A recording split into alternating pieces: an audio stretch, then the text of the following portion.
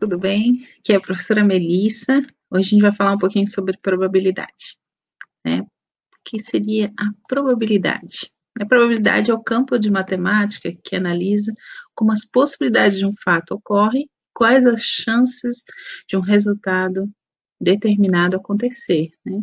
Então, quando a gente joga cartas, por exemplo, quando jogamos dados, quando jogamos na loto, existe toda uma estatística por trás, né? Uma probabilidade de ganharmos ou não. Tudo, né, não é tão ao acaso como a gente espera, assim. É que a gente, às vezes, acredita que o evento é totalmente aleatório. Mas existe uma possibilidade maior de você ganhar ou não, né? Existe uma probabilidade. E essa probabilidade, nós vamos aprender como fazer esse cálculo.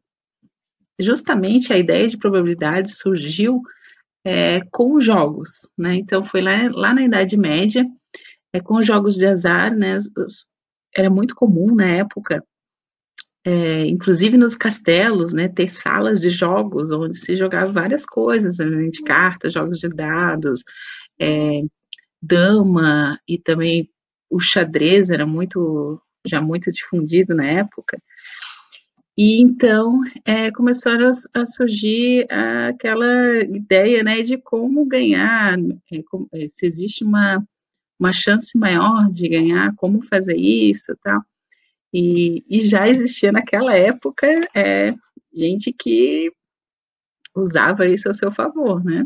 Por exemplo, quando você joga dominós, você pode contar o número de. Se você se conhece bem o dominó e as peças do dominó, você consegue contar quantas peças estão faltando, quais são as peças que estão faltando, e dependendo do número de jogadores, você conseguir identificar qual é a tua jogada melhor, que mais se adequa, no caso, que é mais difícil de perder, a melhor jogada, dependendo das peças dos teus adversários. E isso existe toda uma estratégia por trás, né? E nos jogos, por exemplo, quem diz, né, que quem conhece probabilidade não joga mais na Mega Sena, não joga na Loto, não joga nada disso, porque a probabilidade de ganho é tão baixa que quando você começa a estudar sobre isso e calcula essa probabilidade de você ganhar, você perde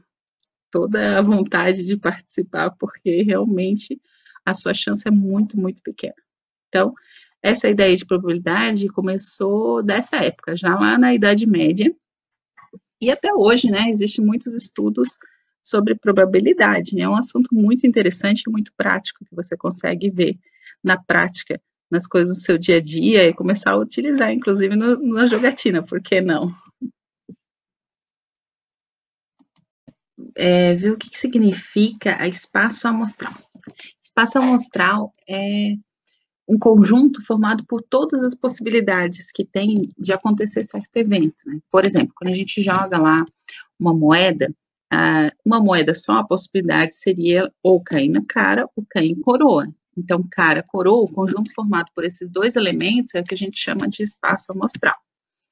Quando a gente lança um D6, né, um dado de 6 faces, que é aquele comum mesmo, então nós temos as possibilidades de cair, quando a gente lança o dado, cair com a parte de cima do dado no 1, no 2, no 3, no 4, no 5 ou no 6. Quando a gente, por exemplo, usa um D20, que já seria um dado muito comum utilizado no RPG, já teria as possibilidades do 1 ao 20. Então, é o conjunto formado por todas essas possibilidades, todas as possíveis possibilidades, vamos dizer assim, né, que a gente chama de espaço amostral. Isso que é espaço amostral. Já o evento, né, seria a ocorrência de um fato ou situação, ou seja, dentro de um espaço amostral, nós temos, por exemplo, dentro do espaço amostral de cara e coroa, que é o lançamento de uma moeda, nós temos 2 eventos possíveis, cair cara ou cair coroa.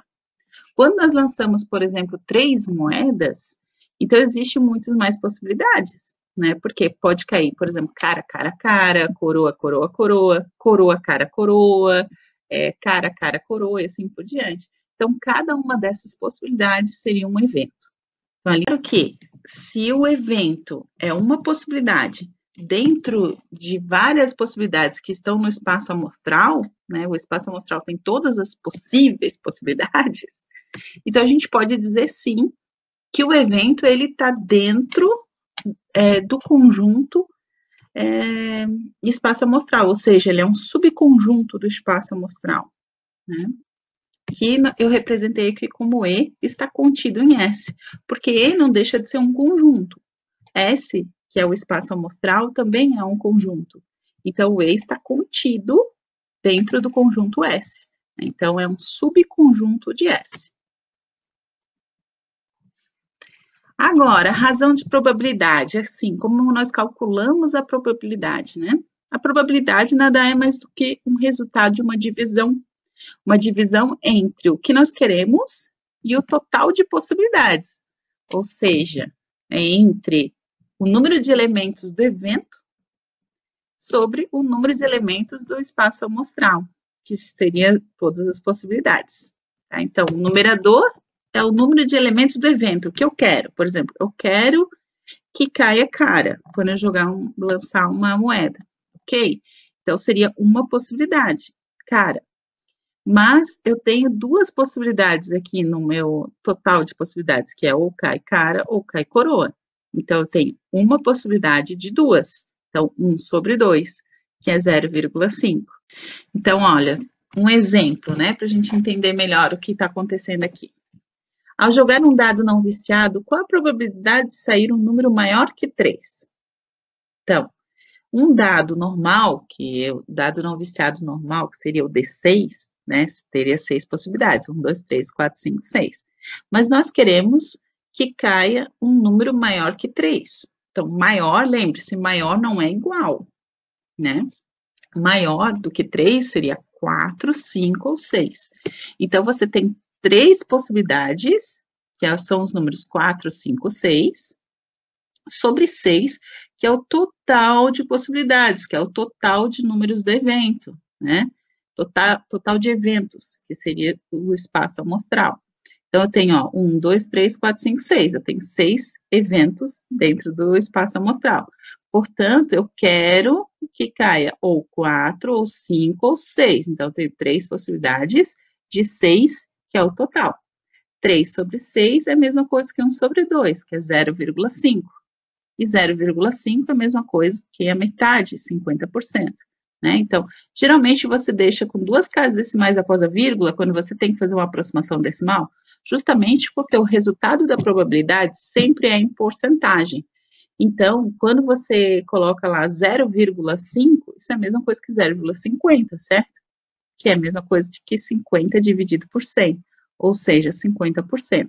Então, coloque sempre a resposta como porcentagem, ok? 2 casas após a vírgula para poder ter uma aproximação mais correta. Beleza? Então, por hoje é só, aqui é só a ideia, uma noção, né, do que é a probabilidade. Na próxima aula, a gente vai trabalhar um pouquinho com exemplos melhores, mais elaborados, envolvendo, então, jogos de cartas, de dominós, de baralhos e outras coisas. Vejo vocês lá. Um abraço. Tchau, tchau.